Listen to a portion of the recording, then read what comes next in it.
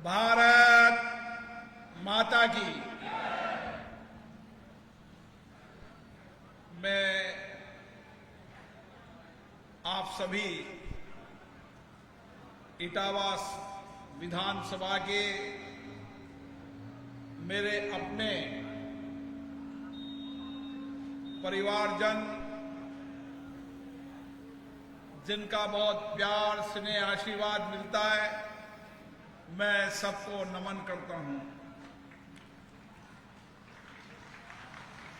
मुझे याद है आप 3 बजे से इंतजार कर रहे हैं। कई बार बरसात रुकी, कई बार बरसात आई, कई बार आप भीगे, फिर कपड़े सूखे और फिर भीग गए। लगातार बरसात का क्रम चलता रहा। मैं भी जब सुबह 8 बजे कोटा से चला हूं और 12 घंटे की यात्रा, 13 घंटे की यात्रा हो चुकी है। इस 13 घंटे के अंदर सभी क्षेत्र के लोगों का प्यार मिला, स्नेह मिला, आशीर्वाद मिला, और इसीलिए आपके बीच में मुझे आने में देरी हुई। इसके लिए मैं आपसे माफी चाहता हूं। लेकिन उसके बाद भी इतनी बड़ी संख्या के अंदर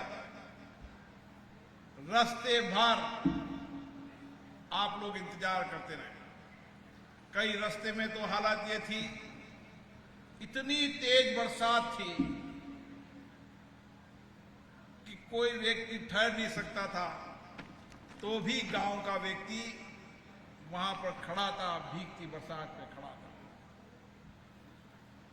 ये भीगती बरसात में खड़े मेरे परिवारजनों, जितना स्नेह आप करते हैं, जितना प्यार आप करते हैं, जितना आशीर्वाद आप देते हैं, मैं भी कोशिश करूंगा कि आपके विश्वास भरोसे को जीतूं।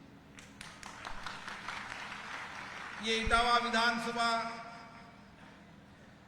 मेरे लोकसभा की सबसे अंतिम पड़ाव की विधानसभा है। उसके बाद मध्य प्रदेश शुरू हो जाता है, और इसीलिए जब भी मैं इटावा आता हूं,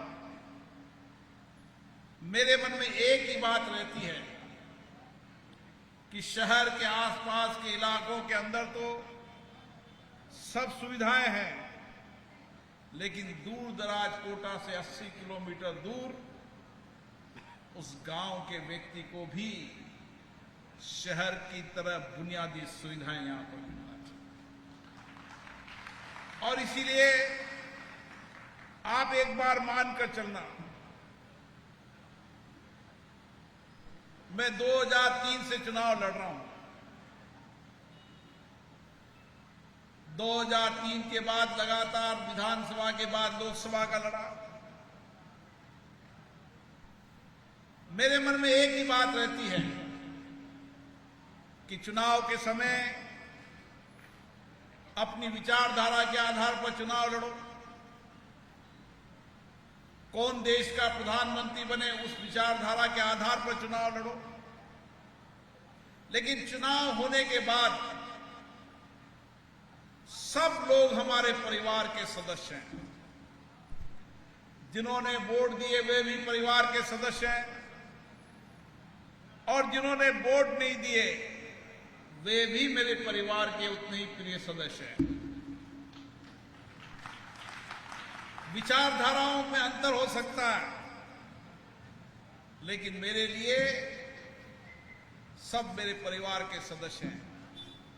और मैं तो उस जगह बैठा हूं जहां सत्ता पक्ष भी रहता है, प्रतिपक्ष भी रहता है, और वो सारा परिवार भी मुझे परिवार मानता है, और मैं भी उस लोकसभा को अपना परिवार मानता हूं। इसलिए मेरी आंखों में कभी अंतर नहीं हो सकता। मेरे काम, मेरी कार्य की संस्कृति में ये कभी अंतर नहीं हो सकता कि इसने वोट दिया, इसने वोट दिया, क्योंकि मैं ऐसी कार्य संस्कृति में काम कर रहा हूं जहां मैं एक विचारधारा से चुनकर जाता हूं, लेकिन जब वहां काम संभालता हूं तो एक निष्पक्ष और निर्वाध रूप से सबके लिए एक हूं, सबके लिए मेरे परिवार के सदस्य हैं, मैं सबके लिए हूं और सब भी मुझे अपने परिवार के सदस्य मानते हैं। और इसीलिए मेरे मन में एक ही बात रहती है कि जो इटावा का विधानसभा है, इस विधानसभा के अंदर चुनाव लड़ने आया था, जब भी मैंने कहा था कि मैं लोकसभा सदस्य जरूर था, अध्यक्ष भी था, लेकिन शासन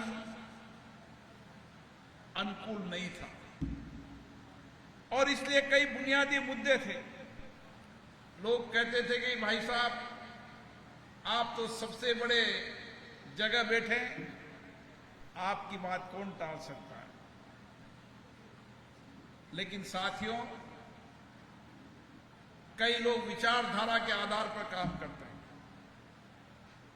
कई लोग इस आधार पर भी काम करते हैं कि किसने मुझे वोट दिया, किसने वोट नहीं दिया, कौन मेरा है, कौन अपना पराया है।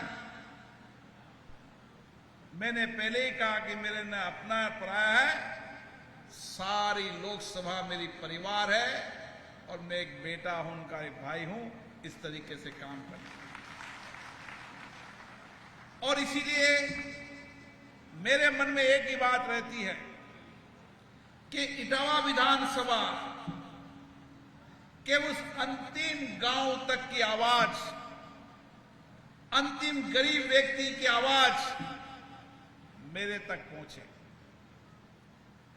और जो उसकी आकांक्षाएं, अपेक्षाएं, उस आकांक्षा अपेक्षाओं को पूरा करने का मैं प्रयास करूं। और इसीलिए कई बुनियादी मुद्दे आजादी के 75 साल बाद भी इस इटावा में अटके हुए हैं, कई लटके हुए हैं, कई अटके हुए हैं, कई राजनीति विचारधाराओं के आधार पर अटकाए गए। लेकिन मेरा मन एक ही है कि जो सबसे पिछड़ा गांव है उसको विकास की पंक्ति में सबसे अग्रिम गांव के बराबर लाने का काम है। हमारे प्रधानमंत्री नरेंद्र मोदी जी ने इसलिए कहा है कि जो आकांक्षी जिला है उसी तरीके से जो आकांक्षी गांव है, उस आकांक्षी गांव को विकास के समकक्ष खड़े गांव की तरह कर सके। और इसी तरीके से इटावा विधानसभा को भी जो सबसे विकसित विधानसभा है उसके बराबर खड़ा कर सकूं, बराबर ला सकूं, ये मेरा लक्ष्य है। मुझे याद है ये इलाका धरती पुत्रों का इलाका है, मेहनतकश लोगों का इलाका है। लोग कड़ी मेहनत कर कर, पसीने बहाकर हम सबके लिए अन्न पैदा करते हैं। आप सब अन्नदाता हो और अन्नदाता को हमेशा सम्मान करना चाहिए। अन्नदाता की हर बात, हर पीड़ा को समझ कर उसको दूर करना चाहिए। मुझे पता है कि जब मैं एक बार ओलावृष्टि के समय जब गांव के टूर पे था तो एक महिला भागती आई। महिला ने मुझसे कहा कि हमारा सारा अन्न खत्म हो गया है। उन्होंने कहा कपड़े पे तो थेगले लगा लेंगे, लेकिन पेट पे थेगला कैसे लगाएंगे। वो बात मेरे मन में बैठ गई और मैंने कोटा जाकर सबसे पहले एक ही बात की कि हर घर में जिसका पूरा गेहूं फसल नष्ट हो गई है उसके घर तक गेहूं पहुंचना चाहिए ताकि उसके लिए 2 टाइम की रोटी का इंतजाम हो सके। आज भी मेरे मन में यही है कि इस इटावा के सबसे गरीब व्यक्ति के जीवन को कैसे बदल सकते हैं, उसके जीवन में क्या परिवर्तन ला सकते हैं ताकि वह सक्षम हो सके, और गरीबी से दूर निकल सके। मुझे याद है यहाँ का नौजवान विद्यार्थी अपने पिता की मोटी कमाई से वहां 2000, 3000, 4000, 5000 रुपए में कमरा लेकर पढ़ाई करता है, कोचिंग करता है, ताकि कहीं ना कहीं कंपटीशन में पास हो सके, और बड़ी मेहनत करता है वह। तो कैसे कई सवाल मेरे मन में हैं। आप निश्चित मानिए मैं आपके लिए हमेशा खड़ा हूं। ये बात सही है कि जितना मुझे आना चाहिए उतना आना मेरे लिए संभव नहीं होता, क्योंकि मेरी जिम्मेदारी और भी है, और उस जिम्मेदारी को निभाने की का भी प्रेरणा आपसे मिली है, उसको ठीक से निभाऊं ये भी आशीर्वाद आपसे मिला है। इसलिए मैं कम जरूर आ सकता हूं, लेकिन मैं ऐसा सिस्टम डेवलप करूंगा कि गरीब की और अंतिम गांव की आवाज मेरे तक पहुंचे, उसके समाधान का मैं रास्ता। हम जो यहां के सवाल है, मुझे याद है यहां से 80 किलोमीटर दूर जब कोई इलाज के लिए जाता था तो कई लोग रास्ते में दम तोड़ देते थे, इलाज की व्यवस्था नहीं होती थी। मुझे किसी इटावा के व्यक्ति ने नहीं कहा कि यहां जिला अस्पताल होना चाहिए, लेकिन मेरे मन में बात थी कि 80 किलोमीटर दूर वाले इलाके के अंदर यहां पर जिला अस्पताल होना चाहिए। ये जिला अस्पताल तो शुरुआत है, आने वाले समय के अंदर मेरी कोशिश है कि एक बेहतरीन हॉस्पिटल यहां बना सकूं, ताकि इलाज के लिए किसी को नहीं जाना। यहां के जितने स्कूल हैं उस स्कूल को इतना बेहतर बना सकें कि उस स्कूल के अंदर अच्छी शिक्षा मिले, उस बच्चे को कोटा जाना न पड़े पढ़ने के लिए, यही उसकी शिक्षण व्यवस्था थी। ये चिकित्सा, शिक्षा, ये दो बुनियादी बातें रहती हैं जिससे लोगों के जीवन को परिवर्तन होता है। और ये सबसे बड़ा इलाका और एग्रीकल्चर बेस का सबसे बड़ा इलाका है, कृषि उत्पादन का सबसे बड़ा इलाका है। मेरी कोशिश है, होगा ना होगा, लेकिन मेरा मन है कि इटावा की मंडी ऐसी होगी कि मध्य प्रदेश के श्योपुर के लोग भी इटावा के अंदर माल बेचने आए, इंदरगढ़ का, करवर का व्यक्ति भी इटावा में माल बेचना आएगा, और जितने खरीदार हैं वह भी इटावा के अंदर खरीदारी करने आएंगे, ताकि किसान को 80 किलोमीटर दूर जाकर अपने अन्न, दाल, दलहन को बेचने न पड़े, यहां पर उसको उपयुक्त भाव मिले। इसके लिए भी मेरी कार्य योजना का हिस्सा है। सपना जरूर देखना चाहिए और सपना पूरे करने के लिए मेहनत भी करना चाहिए। अगर आप सपना नहीं देखोगे तो सपना पूरा करने का काम भी नहीं करोगे। इसलिए मंडी का विस्तार हो, और आने वाले समय के अंदर जब यहां से कोटा, बंबई का कॉरिडोर बहुत जल्दी शुरू हो जाएगा, तो आप निश्चित मानिए यहां से आप चलोगे तो दिल्ली 4 घंटे में, बंबई 7 घंटे के अंदर यहां का किसान माल बेचने लगे, और उसका वैल्यू एडिशन होगा। वो यहां बैठे बैठे दिल्ली का भाव मालूम करेगा, बंबई का भाव मालूम करेगा, यहां पर सब्जी उगाने लगेगा, वहां की आवश्यकताओं के अनुसार उत्पादन करने लगेगा। यहां एक बड़ा फूड प्रोसेसिंग प्लांट लगाने की योजना है। मैं यहां के व्यापारियों को कहना चाहता हूं, यहां पर बड़ा फूड प्रोसेसिंग प्लांट की योजना बनाओ, उनको कोई दिक्कत नहीं आएगी, मैं उनको सहयोग करने को तैयार हूं, ताकि किसान की आमदनी बढ़ सके। मेरा पहला लक्ष्य है कि इटावा के किसान की आमदनी बढ़े। जब आमदनी बढ़ेगी तो जीवन स्तर अपना परिवर्तन होगा, और इसीलिए कई मुद्दे हैं।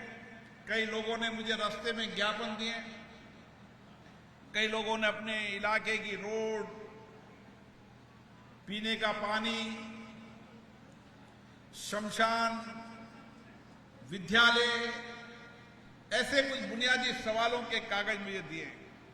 मेरा आपसे एक ही निवेदन है कि आप कागज देते समय नाम, पता, टेलीफोन लिखो।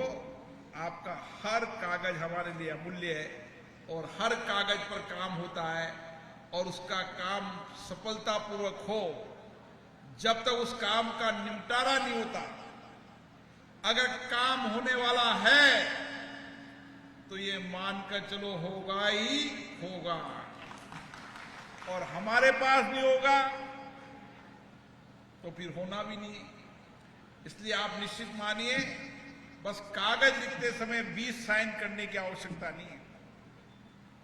कागज पर एक ही गांव का व्यक्ति लिखे, गांव में बैठे, नाम, पता, टेलीफोन लिखे। और मेरा आप लोगों से एक और कहना, हम गांव-गांव में क्यों नहीं ऐसा प्लान करते? हर गांव के अंदर अलग अलग कागज लिखने की अपेक्षा उस गांव के अंदर बैठे 10 लोग बैठे, 20 लोग बैठे और एक साथ सारे कामों की चर्चा करें और ये कहे कि इस गांव की सबसे पहली प्राथमिकता ये, सेकंड प्राथमिकता ये और थर्ड प्राथमिकता ये। आप अगर ऐसा करने लग जाएंगे तो आप मानकर चलिए मुझे भी काम करने में सुविधा होगी और जितना बजट है उस बजट में सबसे पहले वाला काम हो जाए, फिर दूसरा वाला हो, फिर तीसरा काम हो। इसलिए गांव-गांव के अंदर आप विकास के मुद्दों पर पंचायत करें, चर्चा करें और चर्चा करके मुद्दों को निकालें। आप निश्चित मानिए, आप जितनी दूर बैठे हो उतनी चिंता मुझे आपकी ज्यादा है। और इसीलिए हम सारे सब नेता लोग यहां पर बैठे हैं। मेरा सभी लोगों से आग्रह है कि वह सब गांव में जाएं, लोगों की बातों को सुने, उनके अभाव को सुने और आप निश्चित मानिए हर व्यक्ति का अभाव पूरा होगा। कोटा से दिल्ली हो, दिल्ली से कहीं भी हो, देश में कहीं भी काम हो, कोई भी आपातकालीन संकट हो, आपातकालीन कोई भी बात हो, आप टेलीफोन कर सकते हैं। अगर टेलीफोन में पार्लियामेंट के अंदर हूं तो आप लिखा सकते हैं, ये इमरजेंसी काम है, चाहे दिन में हो चाहे शाम को, आपकी हर कागज मेरे तक पहुंचता है और समय मिलता उस इमरजेंसी के काम में सबसे पहले प्राथमिकता हो। देश में कहीं भी उलझन हो, कहीं भी कठिनाई हो, कहीं भी परेशानी हो, चाहे कोटा में हो, चाहे जयपुर में हो, चाहे दिल्ली में हो, चाहे दुनिया के देश दुनिया के किसी भी जगह हो, आप मानिए हम आपकी सेवा के लिए बैठे हैं। हमारा एक ही लक्ष्य है, जीवन का एक ही संकल्प है कि मेरी लोकसभा के हर व्यक्ति का सम्मान, विश्वास, भरोसा बने और उनकी जिंदगियों को मैं बेहतर कर सकूं। इसी लक्ष्य से राजनीतिक जीवन में आया हूं।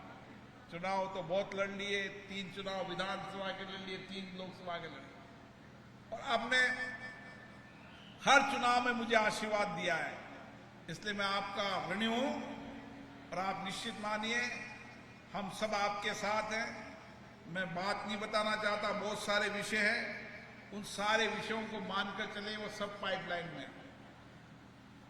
बड़े बड़े जितने विषय हैं वो सब पाइपलाइन में, चाहे फॉरेस्ट का विषय अटका हो, चाहे पुलियाओं का विषय अटका हो, चाहे अस्पताल का विषय अटका हो, चाहे मंडी का मामला हो, हम सब पर काम कर रहे हैं, हर कागज पर काम कर रहे हैं।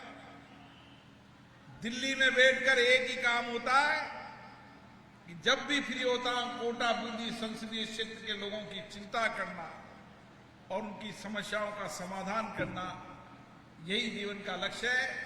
आने वाले समय में कोटा बूंदी लोकसभा हर क्षेत्र में आगे रहे, इसके लिए आपके सहयोग की आवश्यकता है। आपका प्यार मिले, स्नेह मिले, आशीर्वाद मिले। आप सबको प्रणाम करता हूं क्योंकि आप काफी देर हो गए। मैंने इसलिए आप सब स्वागत के लिए भी आए, मैंने आपका सबका स्वागत मान लिया। आपको गांव भी जाना है, खाना भी खाना है, गांव भी जाना है और भीग भी गए, इसलिए मैंने कहा कि आपका सबका स्वागत मान लिया है और सबकी तरफ से मैं आपको धन्यवाद देता हूं, आप सबको प्रणाम करता हूं।